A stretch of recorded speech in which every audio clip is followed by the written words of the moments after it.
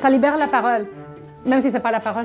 Mais le fait de pouvoir utiliser de différents moyens d'expression devient une source d'ouverture et de richesse. Peut-être que je ne suis pas de même origine que la personne qui l'a faite, mais notre expérience humaine fait en sorte qu'on s'identifie. Tu pourrais t'exprimer par le dessin ou par les mouvements. SPAG, on était un collectif d'artistes.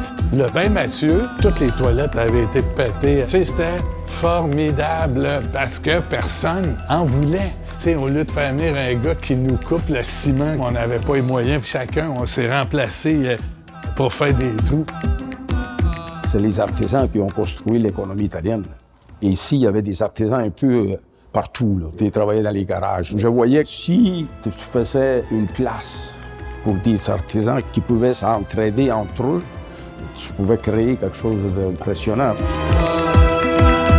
Du beau, même si, oui, les budgets sont modestes, oui, il y a des contraintes, on est capable de composer avec ça parce que c'est ce qu'on veut collectivement. Tout le monde veut que ça soit le plus beau possible, que ça soit le plus inclusif possible. C'est un défi et c'est un combat de tous les jours, mais ça fait partie de la co-création.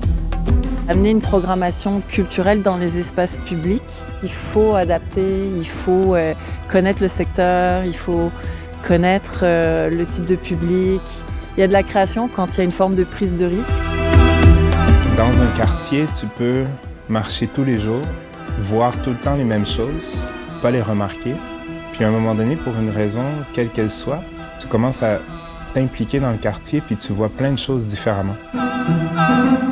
Peindre sur l'asphalte avec de la mélasse, des œuvres merveilleuses.